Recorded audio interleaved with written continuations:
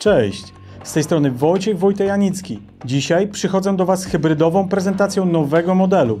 I to dosłownie. Hybrydowa mówiąc, mam na myśli po pierwsze sposób prezentacji, gdzie przedstawię i omówię dla Was pojazd w zaciszu domowego studia, a po drugie przedstawię Wam to auto na wielu moich przebitkach. Zatem szykuje nam się, słuchajcie, hybryda do kwadratu. Napiszcie proszę w komentarzu, czy taka hybrydowa prezentacja pojazdu do Was przemawia. Chętnie poznam Wasze zdanie. Koniecznie pozostańcie proszę ze mną do końca materiału, ponieważ na koniec pojawi się podsumowanie, w którym podzielę się z Wami moją opinią i spostrzeżeniami dotyczącymi jazdy tym autem. Zaspokoję również Waszą ciekawość dotyczącą ceny tego konkretnego egzemplarza. Pamiętajcie również o zasubskrybowaniu kanału i kliknięciu dzwoneczka, żeby nie przegapić kolejnych filmów. Najlepiej zróbcie to od razu, a to wbrew pozorom bardzo ważna dla mnie kwestia, równie istotna jak lajki i komentarze pod filmami. Dzisiaj przed Wami nowe Renault Arkana w wersji E-Tech Engineer Full Hybrid.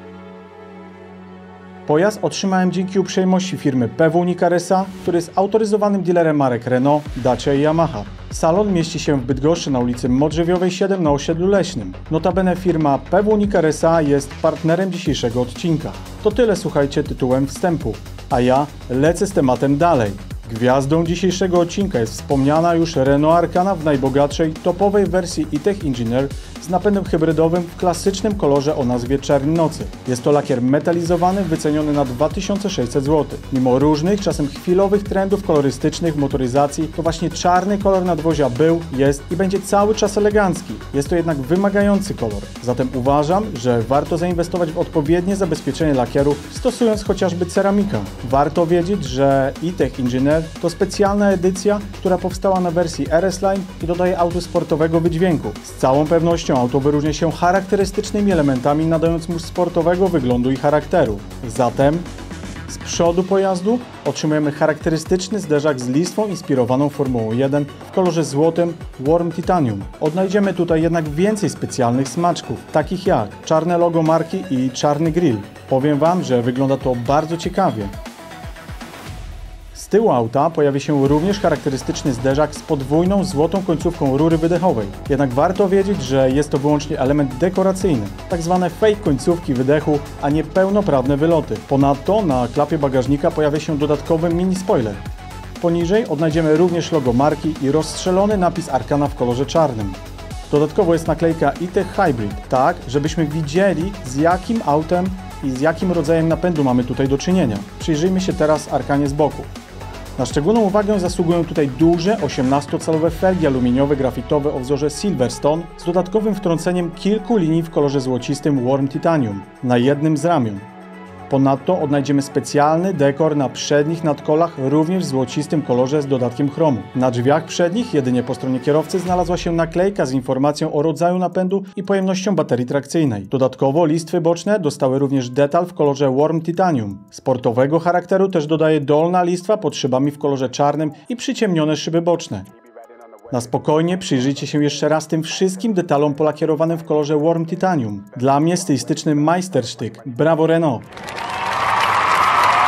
A jakie jest Wasze zdanie? Napiszcie proszę w komentarzu, czy pojazd przypadł Wam do gustu, czy też nie i dlaczego. Zapraszam do dyskusji. Przejdę teraz do wnętrza nowej Arkany. Zobaczcie, tak prezentuje się w całej krasie i okazałości wnętrze w wersji E-Tech Engineer. Patrząc na to wnętrze czuję się trochę, jakbym w pewnym sensie miał już do czynienia z klasą premium. Odnajdziemy tutaj karbonową, szeroką listwę biegnącą przez całą długość deski rozdzielczej. Jest też subtelna listwa w kolorze Warm Titanium i listwa ambientowego podświetlenia. Kokpit jest nowoczesny, a to za sprawą dużego, centralnie umieszczonego ekranu systemu multimedialnego w układzie pionowym o przekątnej aż 9,3 cala. Skupia on w sobie system multimedialny EasyLink. Za kołem kierownicy znalazł się cyfrowy zestaw wskaźników i zegarów o przekątnej 10 cali. Wskazania wyświetlania na nim są przejrzyste i czytelne. Kierownica obszyta została skórą, w części również skórą typu nappa, przez co koło bardzo dobrze i pewnie trzyma mi się w dłoniach. Na kierownicy, zobaczcie, odnajdziemy detale w kolorze złocistym Warm Titanium wraz z logiem litery E na dole. To jest informacja dla kierowcy, kierowcy, żeby miał cały czas świadomość, z jakim rodzajem napędu ma tutaj w tym pojeździe do czynienia. Ponadto kierownica jest wielofunkcyjna. Po jej lewej stronie odnajdziemy przyciski do sterowania aktywnym tempomatem. Z kolei po prawej stronie są przyciski funkcyjne do komputera pokładowego, nawiązywania połączeń telefonicznych i więcej. Pod centralnym ekranem systemu multimedialnego znajduje się pas z przyciskami fizycznymi, takimi jak włączanie funkcji podgrzewania foteli przednich, kierowcy i pasażera, system EV, czyli wymuszanie jazdy wyłącznie z wykorzystaniem energii elektrycznej, włącznik systemu MultiSense z możliwością wyboru jednego z 3 dostępnych trybów jazdy, takich jak MySense, domyślny, Sport i Eco. Ponadto jest przycisk włączania świateł awaryjnych i system wspomagający parkowanie Easy Park Assist. Poniżej znajduje się panel klimatyzacji, w skład którego wchodzą 3 pokrętła z wyświetlaczami i przyciski. Jeszcze niżej znalazło się gniazdo 12V i 2 gniazda USB, również z transmisją danych. Nie zabrakło ładowarki indukcyjnej. I słuchajcie, w tym miejscu zmieści się naprawdę duży telefon, jak na przykład Samsung Galaxy S22 Ultra, więc myślę, że tym info rozwiałem wątpliwości części widzów. Na konsoli centralnej znajduje się dźwignia zmiany biegów typu e-shifter. Słuchajcie, wygląda ona naprawdę nowocześnie i tak trochę futurystycznie, niczym w statku kosmicznym. Osobiście bardzo mi się to podoba. O skrzyni pozwólcie, że rozwinę temat w dalszej części filmu przy omawianiu napędu. Idąc dalej, w tym miejscu znajdują się przyciski do hamulca elektromechanicznego i system Auto Hold. Obok jest specjalne miejsce, strefa, w której możemy położyć kartę zaponową i w razie potrzeby ją zaprogramować. Są też 2 cup holdery na kubki, puszki, butelki czy też inne pierdolety. Podłokietnik pomiędzy przednimi siedzeniami jest przesuwany wzdłużnie i dodatkowo kryje w sobie schowek. W tej wysokiej konsoli centralnej z boku od strony pasażera znajduje się siatka. Jest to bardzo fajny i przydatny element. Spokojnie zmieścimy w niej kilka przydatnych drobiazgów. Kilka słów, słuchajcie, na temat foteli. A te w przedstawionej wersji są naprawdę bardzo wygodne, z bardzo dobrym trzymaniem bocznym. Tutaj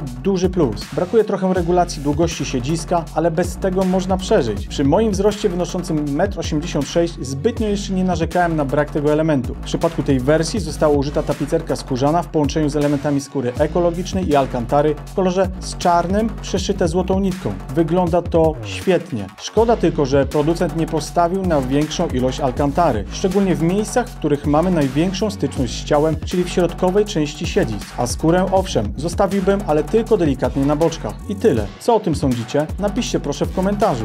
Warto również wiedzieć, że fotele przednie kierowcy i pasażera regulowane są elektrycznie już w standardzie, wraz z regulacją lędźwiową po stronie kierowcy. Zagłówki są fajnie, nowocześnie wyprofilowane, zapewniając odpowiedni komfort. Na boczkach drzwiowych, zobaczcie, odnajdziemy elementy, które ściśle nawiązują do tych z deski rozdzielczej, takie jak listwa karbonowa, subtelna listwa w kolorze Warm Titanium i listwa ambientowego podświetlenia. Boczne podłokietniki zostały wyścielane miękkim materiałem i skórą. Nie zabrakło oczywiście schowków i zobaczcie, są obudowy głośników z napisem systemu nagłośnienia. Tak, dobrze widzicie. Pojazd wyposażony został w system nagłośnienia audio uznanej marki Bose. Zatem mamy tutaj do czynienia z systemem, w którego skład wchodzi aż 9 głośników z subwooferem Fresh Air zintegrowany w nadkolu. I powiem Wam, że ten system audio brzmi naprawdę nieźle. Warto również zwrócić uwagę, że zaraz po otwarciu drzwi naszym oczom ukazuje się na progu nakładka z nazwą wersji. Bardzo ciekawy detal, a zarazem bardzo praktyczny. Sportowego stylu we wnętrzu i niewątpliwie dodaje czarna podsufitka, którą już szczególnie preferuję i wpisuje się idealnie w moje gusta. Super. Będąc, słuchajcie, przy podsufitce, zobaczcie. Pojazd został wyposażony w dach szklany elektrycznie otwierany nad przednimi miejscami, z ręcznie zasuwaną żaluzją. Szklany dach rozświetli nieco wnętrze pojazdu, zatem tak w całej krasie i okazałości prezentuje się kokpit, deska rozdzielcza i przednia część wnętrza tego pojazdu. Podoba się Wam? Napiszcie proszę w komentarzu, co sądzicie o tym wnętrzu. Chętnie poznam Wasze zdanie. Teraz kilka słów na temat drugiego rzędu siedzeń. Tutaj kanapa jest stosunkowo wygodna, z tapicerką taką jak na przednich miejscach. W środkowej części kanapy w oparciu znajduje się wyciągany podłokietnik z cup holderami, który z całą pewnością podniesie komfort osobom podróżującym z tyłu. W dodatku na konsoli centralnej są nawiewy klimatyzacji, które wpłyną znacząco na utrzymanie odpowiedniego komfortu termicznego pasażerów. Poniżej znajduje się gniazdo 12V i 2 gniazda USB. Tym samym będzie można naładować przeróżne elektroniczne sprzęty. Miejsca na tylnej kanapie nie brakuje. Szczególnie dla mnie, po odpowiednim, optymalnym ustawieniu fotela kierowcy spokojnie się odnajdę. Nad głową, o dziwo, mimo mocno opadającej linii dachu pojazdu, miejsca jest w sam raz. Przypomnę tylko raz jeszcze, że mój wzrost to 1,86 m. Boczek drzwi tylnych, zobaczcie, też został wykonany dobrze i estetycznie. To tyle na temat wnętrza. Moi drodzy, teraz część, na którą z całą pewnością wszyscy czekaliście, czyli serce tego pojazdu. Jesteście bardzo ciekawi, co drzemie pod maską Arkany? Myślę, że tak, więc lecimy dalej z tematem. Sercem tego pojazdu jest napęd hybrydowy składający się z silnika wolnostrącego, wysokoobrotowego o pojemności 1,6 litra i mocy mocy 94 koni mechanicznych, które uzyskiwane są przy 5600 obrotów na minutę. Sprzężony z dwoma silnikami elektrycznymi, jednym o mocy 36 kW i drugim o mocy 15 kW, co przedkłada się na łączną moc systemową wynoszącą 143 konie mechaniczne. Silniki te sprzężone zostały z automatyczną skrzynią Multimode. Jest to inteligentna i wielotrybowa automatyczna skrzynia biegów. Wielotrybowość skrzyni pozwala korzystać z 3 trybów napędu, w 100% elektryczny, hybrydowy i spalinowy. Z kolei inteligencja tej skrzyni pozwala zapewnić najlepszą efektywność dzięki dynamicznym i komfortowym zmianom biegów. Warto również wiedzieć, że skrzynia posiada specjalny tryb B-Mode, który umożliwia prowadzenie pojazdu ze wzmocnionym hamowaniem silnika. Najlepiej stosować ten tryb podczas jazdy w mieście przy niewielkich prędkościach. Wówczas tryb ten umożliwia prowadzenie pojazdu z wykorzystaniem praktycznie jednego pedału przyspieszenia. Tryb ten umożliwia odzyskanie więcej energii, co w przedłożeniu szybciej naładuje akumulator trakcyjny. A czym szybciej naładujemy akumulator trakcyjny, tym szybciej i częściej będziemy jeździć pojazdem z wykorzystaniem energii elektrycznej. A czym więcej będziemy jeździć na energii elektrycznej, tym nasze podróżowanie będzie bardziej ekonomiczne i również ekologiczne. Tryb B-Mode niesie ze sobą jeszcze jedną korzyść, bardzo istotną, mianowicie niższe zużycie tarcz i klocków hamulcowych. Przy wykorzystaniu hamowania silnikiem rzadziej będziemy korzystać z hamulców. W takim ruchu miejskim hamulca będziemy używać wyłącznie do zatrzymywania się pojazdu. Warto również wiedzieć, że energia kinetyczna magazynowana jest w baterii litowo-jonowej o pojemności 1,2 kWh przy napięciu wynoszącym 230 V. Mamy tutaj do czynienia z hybrydą samoładującą i na w pełni naładowanej baterii możemy przejechać do 3 km. Zbiornik paliwa ma pojemność 50 litrów. Producent komunikuje zużycie na poziomie 4,7-4,8 litra według normy WLTP i powiem Wam, że jest to wynik do osiągnięcia. Z kolei o moich wrażeniach z jazdy i wynikach zużycia paliwa opowiem w podsumowaniu już niedługo. Teraz kilka słów o bagażniku. Zobaczcie, tak w całej krasie i okazałości prezentuje się przestrzeń bagażowa. Bagażnik jest sporych rozmiarów. Przede wszystkim jest pakowny i ustawny. Pojemność bagażnika w wersji hybrydowej wynosi 480 litrów. Dla przykładu wersja benzynowa ma bagażnik większy o 33 litry. Dodatkowo oczywiście istnieje możliwość zwiększenia przestrzeni ładunkowej nawet do 1263 litrów po uprzednim złożeniu oparć tylnej kanapy. Pod wyjmowaną podłogą bagażnika znajduje się koło zapasowe dojazdowe, lewarek, klucz do kół i trochę dodatkowej przestrzeni na drobiazgi. Ponadto w tej części znalazł się również akumulator 12V. Moi drodzy, przyszedł czas na podsumowanie. Renault Arkana to bardzo udany model, który stylistycznie może się podobać. W wersji specjalnej E-Tech Engineer zyskuje jeszcze bardziej na atrakcyjności. Detale w kolorze złocistym Warm Titanium podkreślają jeszcze bardziej sportowy charakter tego auta. Tutaj każdy element ze sobą współgra. Ja to osobiście, słuchajcie, kupuję. Stylistycznie Renault odwaliło kawał dobrej roboty. Miałem okazję oczywiście pojeździć tym pojazdem. Napęd hybrydowy zrobił na mnie bardzo pozytywne wrażenie, szczególnie w kwestii zużycia paliwa. Dla przykładu zrobiłem sobie trasę Bydgoszcz-Chełmno i Chełmno-Bydgoszcz. Na tym odcinku przy normalnej, zgodnej z przepisami jeździe pojazd spali mi, uwaga, 4,6 litra na każde przejechane 100 km. Z włączonym trybem B-Mode skrzyni i domyślnym trybie MySense. Myślę, że przy włączonym trybie Eco mógłbym zejść jeszcze poniżej tej wartości, ale może kiedyś to dla Was sprawdzę. Zobaczymy. Kolejną trasę, którą odbyłem, to Bydgoszcz-Harzykowy, Harzykowy-Bydgoszcz i Przyłęki-Bydgoszcz. Zużywając przy tym 5,2 litra na każde przejechane 100 km. Zatem to bardzo, ale to bardzo dobry wynik. Maksymalna prędkość, z jaką podróżowałem, to 90 do 100 km na godzinę. Nie miałem, słuchajcie, potrzeby jeździć szybciej. Po pierwsze, ze względu na panujące warunki, a po drugie, z szacunku do własnego i innych uczestników drogi, zdrowia i życia. Jestem świadomy, że przy większych prędkościach pojazd spali więcej. To normalne. Zatem jeśli ktoś myśli o podróżowaniu pojazdem w głównej mierze po mieście lub na trasie z maksymalną prędkością do około 100 km na godzinę, to zakup tego pojazdu z napędem hybrydowym jest zasadny i naprawdę ma sens. I mogę go z czystym sumieniem polecić. Jeśli jednak, słuchajcie, planujecie przynajmniej w połowie całkowitego Waszego przebiegu jeździć na trasach z prędkością powyżej 100 km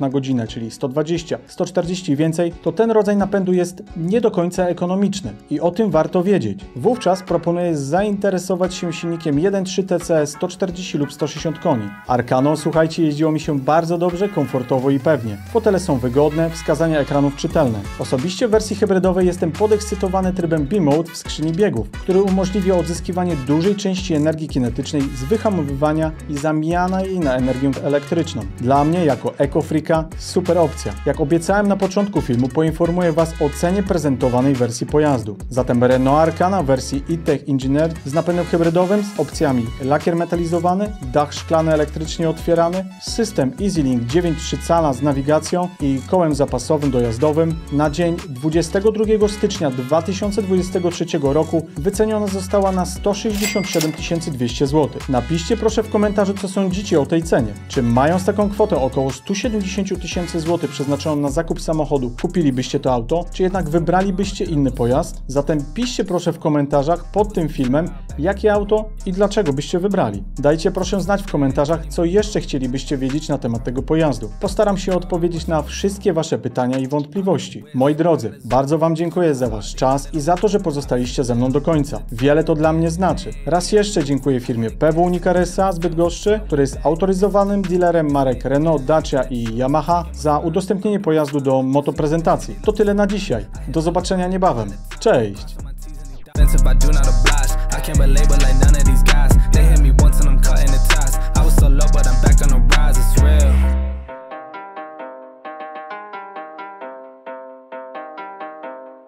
Hop in the car, watch it go vroom.